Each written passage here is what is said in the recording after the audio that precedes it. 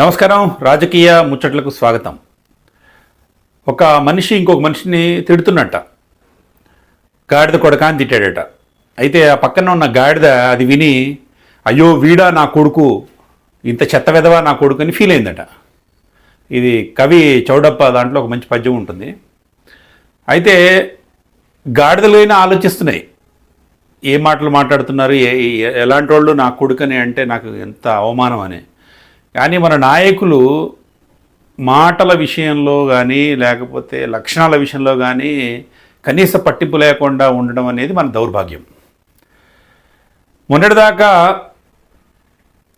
రాష్ట్రాన్ని పాలించిన భారతీయ రాష్ట్ర సమితి అంటే అప్పటి టీఆర్ఎస్ అధినాయకుడు కె చంద్రశేఖరరావు గారు ఇప్పుడు రెస్ట్ తీసుకుంటున్నారు. వారు ఎవరికి అందుబాటులో లేరు, అంటే మీడియాకి రావట్లేదు, బయటికి రావట్లేదు, శాసనసభ సమావేశాలు ఎగ్గొట్టారు.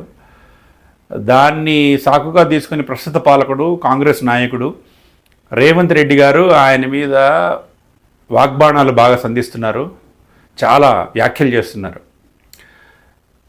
ఇప్పుడు ఈయన వాగ్బాణాలు ఎదుర్కొనడానికి, ఆయనకి తగిన శాస్తి చెప్పడానికి చంద్రశేఖరరావు గారి కుమారుడు కేటీఆర్ గారు, పార్టీ అధ్యక్షుడు కేటీఆర్ గారు, కార్యనిర్వాహక అధ్యక్షుడు కేటీఆర్ గారు రంగంలోకి దిగారు. వారు కూడా ఇదివరకు చాలా సంయమనంతో మాట్లాడేవారు. ఒక 2 సంవత్సరాల నుంచి మాత్రం రెచ్చిపోయి మాట్లాడుతున్నారంటే ప్రజలకు కావాల్సిన భాష, అంటే ప్రజలు మెచ్చే భాష ఏంటనేది వారికి కూడా అర్థమైంది. సంస్కారాలతో సంబంధం లేకుండా సాధారణ ప్రజలు ఏమి ఆనందపడతారో అది మనం మాట్లాడాలనే సూత్రం వారికి అర్థమైనట్టుంది. అది అధికారం పోవడానికి కూడా కారణమైందనే వాళ్ళు కూడా ఉంటారు విశ్లేషకులు. ఆ సంగతి పెడితే అసలు విషయం ఏంటంటే, ఈ ఇద్దరు నాయకులు నిన్న చేసిన భాషణలు, వాగ్బాణాలు చాలా అసహ్యకరంగా, ఎబ్బెట్టుగా, అప్రజాస్వామ్యకరంగా, అవమానకరంగా ఉన్నాయి. ముందుగా ఈ రేవంత్ రెడ్డి గారిది సాఫిస్టికేటెడ్ లాంగ్వేజ్ కాదు, ఫస్ట్ నుంచి కూడా బండకుట్టుడు మాట ఎక్కువ ఉన్నది. నోటికొచ్చి ఏదొస్తే అది మాట్లాడటం, సాఫిస్టికేషన్ లోపించిన ఒక ముతక భాష ఆయన నుంచి వస్తుంది. మనిషి మంచి నాయకుడు, మంచి వ్యూహకర్త, కానీ భాష విషయంలో ఆయన గర్వంగా చెప్పుకుంటారు, ఏదో నా చదువు పెరగడము, ఆ కుటుంబ నేపథ్యము అన్నట్టు ఏదో అప్పుడప్పుడు చెప్తూ ఉంటారు. కానీ ఆయన కొన్ని మాటలు అవాయిడ్ చేస్తే బాగుంటుంది. నిన్న రాజీవ్ గాంధీ జయంతి ఉత్సవాల్లో పాల్గొంటూ కొన్ని మాటలు అన్నారు. ఈ కేటీఆర్ గారు వాళ్ళు, అంటే బీఆర్ఎస్ వాళ్ళు సచివాలయం బయట రాజీవ్ గాంధీ విగ్రహం పెట్టడం పట్ల వీళ్ళకి అభ్యంతరాలు ఉన్నాయి. దాని మీద మాట్లాడుతూ ఒక సభలో పిల్లలు కూడా ఉన్నారు, చాలామంది చిన్న పిల్లలు, వాళ్ళున్న చోట మాట్లాడుతూ ఈ అధికారం లేకపోయినా కూడా టీఆర్ఎస్ నాయకులకి బలుపు తగ్గలేదు, వీళ్ళు నేను అసలు ఎందుకు కేటీఆర్కి ఇంత బాధ ఇబ్బంది కలుగుతుంది, ఇక్కడ రాజీవ్ గాంధీ విగ్రహం అని అంటే నేను వాకప్ చేశాను, వాకప్ చేస్తే తెలిసింది ఏంటంటే వాళ్ళ అయ్య విగ్రహం ఇక్కడ పెట్టాలనుకుంటున్నాడు, ఆ అయ్య పోయేది ఎప్పుడు, వీడు పెట్టేది ఎప్పుడు అని అన్నాడండి. ఇది ఎంత దారుణమైన విషయము. ఒక మాజీ ముఖ్యమంత్రి, 10 సంవత్సరాల పాటు రాష్ట్రాన్ని పాలించిన మనిషి, తెలంగాణ రావడంలో కీలక భూమిక పోషించిన కె చంద్రశేఖరరావు గారిని పోవటం, అంటే చావు గురించి మాట్లాడటం మర్యాదకు లేదు సార్. అట్లనే తాగుబోతు సన్నాసులు పడుకొని తాగుబోతుంటారు, ఎవరైనా వచ్చి ఇక్కడ ముట్టుకోమనండి చెప్పుతో కొడతానని పిల్లలు, చాలా చిన్న పిల్లలు ఉన్న సభలో మాట్లాడారు. గౌరవమైన ముఖ్యమంత్రి గారు, ఒక గొప్ప అవకాశం వచ్చి మంచిగా పాలిస్తున్న మనిషి ఈ చిన్న చిన్న మాటలతో ఇరుక్కుంటున్న విషయం గత 3-4 సందర్భాల్లో చూసాం. మొన్న అసెంబ్లీలో అనవసరంగా, అంతా బాగా జరుగుతున్న అసెంబ్లీలో అనవసరంగా ఆడవాళ్ళని, అక్కల్ని నమ్ముకోవద్దు అని అన్నారు. అట్లా కొన్ని మాటలు జారుతున్నారు. ఇది మంచి పద్ధతి కాదు, ఇది శోభస్కరం కాదు. చక్కగా రాష్ట్రం గురించి పాటుపడుతున్నారు. స్కిల్ యూనివర్సిటీ వచ్చింది, దాని మీద వర్క్ చేస్తున్నారు. స్పోర్ట్స్ యూనివర్సిటీ, అమెరికా పోయి వచ్చి మంచిగా పెట్టుబడులు తెస్తున్నారు. ఎందుకంటే ఇలాంటి చిన్న చిన్న మాటలు మాట్లాడి పిచ్చిగా పలసం చేసుకుంటారు మిమ్మల్ని మీరు. రేవంత్ రెడ్డి గారు, ఇది మీకు తగదు, హాయిగా పాలించండి, 5 ఏళ్ళు మంచిగా రాష్ట్రంలో మీరేంటో చూయించండి, ఇంతకన్నా గొప్ప అవకాశం రాదు, యువకుడు మీరు. ఇలాంటి మాటలు వాళ్ళ చావు గురించి, వీళ్ళ చావు గురించి అయిపోయింది కదా. మీరు పాలిటిక్స్ కాదు ఇప్పుడు చేయాల్సింది, పాలన. ఈ పాలనలో కొద్దిగా సాఫిస్టికేషన్ అవసరం సార్. మీ కమ్యూనికేషన్ విభాగాన్ని కొద్దిగా మెరుగుపరచుకోండి, లేకపోతే మా అలాంటి వృత్తి నిపుణుల సహాయం తీసుకోండి. మాట్లాడే విధానాన్ని మారాలి. అన్నీ మీరే తెలుసు అనుకుంటే అదే పరిస్థితి వస్తుంది. మన కారు సార్కి బట్టినే మనకి పడుతుంది, అది ఎంతో కాలం ఉండదు సార్. పద్ధతిగా చక్కగా మాట్లాడుతూ ప్రజల మన్ననలను పొందాలి తప్ప ఇది లేదు. దీనికి ఎగనెస్ట్గా కేటీఆర్ గారు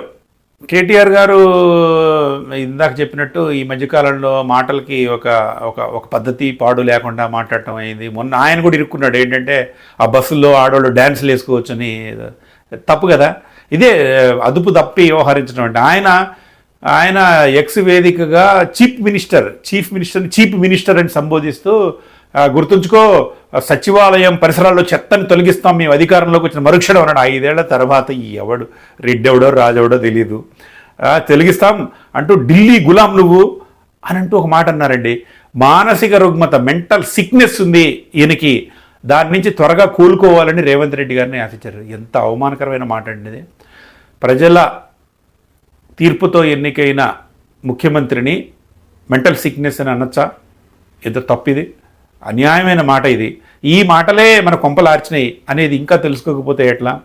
ఇది అవమానకరమైన మాట, ఇది చాలా అన్యాయమైంది, ఇది బాగలేదు. ఇది చూసి ఈ సెల్ఫ్ రెస్పెక్ట్ ప్రైడ్ ఎరికేం తెలుస్తుంది అని అంటున్నారు. అసలు సెల్ఫ్ రెస్పెక్ట్ని ప్రైడ్ని తెలంగాణకు సంబంధించి దాన్ని బొందబెట్టింది మనమే కదా సార్. మనం ఎందుకు సెల్ఫ్ రెస్పెక్ట్ గురించి మాట్లాడటం? అభివృద్ధి గురించి మాట్లాడండి, మీకు పాయింట్లు వస్తాయి. సెల్ఫ్ రెస్పెక్ట్ గురించి, తెలంగాణ సెల్ఫ్ రెస్పెక్ట్ గురించి మాట్లాడితే ఖచ్చితంగా బీఆర్ఎస్కి మైనస్ అవుతుంది. గమనిస్తూ ఉండండి. సెల్ఫ్ రెస్పెక్ట్ 10 ఏళ్లలో మనం భూస్థాపితం చేసాం. మనకు సెల్ఫ్ రెస్పెక్ట్ అనే దాన్ని మాట్లాడే అర్హత కోల్పోయాం. ఇప్పుడు చేయాల్సిన అభివృద్ధి మీద దృష్టి పెట్టి మంచిగా చేయండి. చాలా మంచి పదునైన వ్యాఖ్యలు చేయొచ్చు, మంచిగా చదువుకున్నారు మీరు. ఈ పాత చింతకాయ మాటలు వదిలేసి తెలంగాణ ప్రజలందరూ కోరుకుంది అభివృద్ధి. 10 ఏళ్లలో మనం కొద్దిగా దెబ్బతిన్నాం. అంటే అసలు ఏం చేయలేదని చేశారు, కానీ సరిగ్గా కొద్దిగా అదుపు తప్పినట్టు కనిపిస్తుంది. చేయాల్సింది చాలా ఉంది కదా. ఈ పిచ్చి మాటలతో మనం స్థాయి దిగదార్చుకోకూడదు.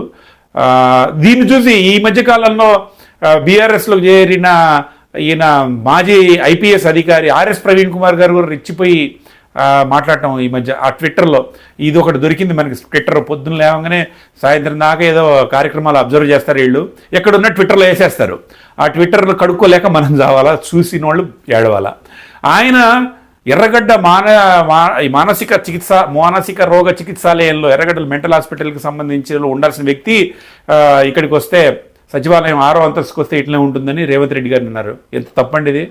అక్కడ ఆయనేమో మానసిక రుగ్మత అన్నాడు, ఇక్కడ ఈయనేమో ఎర్రగడ్డ మానసిక రోగ చికిత్సాలయాల్లో ఉండాల్సిన వ్యక్తి అన్నాడు. తప్పు కదండి ఒక ముఖ్యమంత్రిని అట్లా అనొచ్చా? చదువుకున్నారండి, ఏం చదువు నేర్పుతున్నారు మీరు? చదువు సంస్కారాన్ని నేర్పుతుంది కదా, ఇలాంటి మాటలు నేర్పుతుందా? మీకు ఎంత రాజకీయ కసి, ద్వేషం, పగ ఏదైనా ఉండొచ్చు, కానీ మాటల్లో పొందికుండాలి కదా. ప్రవీణ్ కుమార్ గారు వివిధ సందర్భాలలో చేస్తున్న ప్రకటనలు చూస్తే చాలా బాధ కలుగుతుంది. ఆయన లాంటి మనిషి సంస్కారయుతంగా ఉండాలి కదా. మనం రెచ్చిపోయి మాట్లాడకూడదు కదా. మన కులం వాళ్ళు, మన మతం వాళ్ళు, మన వర్గం వాళ్ళు, వాళ్ళకి అయితే ఒక రకమైన భాష, వేరే వాళ్ళకైతే ఒక రకమైన భాష. ఇది అన్యాయం అండి. ఇంకొకటి దుష్ట కాంగేయులారా అని ఆయన వాడాడు. ఏం పదాలండి, దుష్ట కాంగేయులారా ఏంటండి? ప్రవీణ్ కుమార్ గారు మీరు ఎటేటో వెళ్ళిపోతున్నారు, అక్కడెక్కడ తేలారు. ఇది బీఎస్పీలు అన్నారు, అక్కడి నుంచి వచ్చారు. పాపం స్వారోళ్ళందరూ మీ వెంట తిరిగితే ఫటక్ని వెళ్ళి ఈయన దగ్గర చేరారు. ఓడిపోగానే ఎన్నికల్లో కూడా మనకి ఎందుకు పరాభవం ఎదురైంది అనేది ఒక ఆత్మవిశ్లేషణ చేసుకుని, ఏం మాటలు ఇవి? ఒక ముఖ్యమంత్రిని పట్టుకొని ఎర్రగడ్డ మానసిక చికిత్సాలయంలో ఉండాల్సినోడి నువ్వు అని అనొచ్చండి. కేటీఆర్ గారు కానీ ఈయన కానీ వీళ్ళిద్దరిని చూసి గెట్ వెల్ సూన్ అని రేవంత్ రెడ్డి గారికి పంపిస్తున్నారు. ఇది ఒక ఘోరమైన పదజాలం, ఘోరమైన మాటలు. ఇట్లాంటివి మాట్లాడకూడదు. నాయకులు సంస్కారవంతంగా వ్యవహరిస్తేనే కార్యకర్తలు సంస్కారవంతంగా వ్యవహరిస్తారు. అట్లా కాకుండా అధికారం వచ్చింది కదా అని, అధికారం శాశ్వతం కాదా అనుకుని రెచ్చిపోతే జనం గమనిస్తున్నారు. మీరు మాట్లాడే ప్రతి మాట ఇదివరకు ఎప్పుడూ లేని విధంగా ప్రజలను చేరుతోంది. ప్రజలు విశ్లేషించుకుంటున్నారు. మీకు తగు సమయంలో కర్రు కాల్చి వాత పెడతారు. ఇది గమనించి ముఖ్యమంత్రి గారు మాజీ ముఖ్యమంత్రిని చావు గురించి మాట్లాడినందుకు ఖచ్చితంగా క్షమాపణ చెప్పాలా. అట్లనే వీళ్ళిద్దరు కూడా విత్డ్రా చేసుకోవాలా. ఈ మీకు మెంటల్ అనే మాటలు అనకూడదు కదా. ఇలాంటి విత్డ్రా చేసుకొని ఒక మంచి సంస్కృతికి వీళ్ళు ఆరంభం చేయాలా. అంతే తప్ప నోటికొచ్చింది మాట్లాడి తుచ్చ రాజకీయాల కోసం సమాజాన్ని కలుషితం చేయకూడదు. ఇప్పటికే ఎంతో దిగజారింది. మీరు అందరూ కూడా కొడాలి నాని గారికి అక్కడ ఉన్న నానుళ్ళు ఉన్నారు కదా, వాళ్ళకి కాంపిటీటర్లుగా తయారైతే అది తెలంగాణ దౌర్భాగ్యం. ఇది మంచి పద్ధతి కాదు.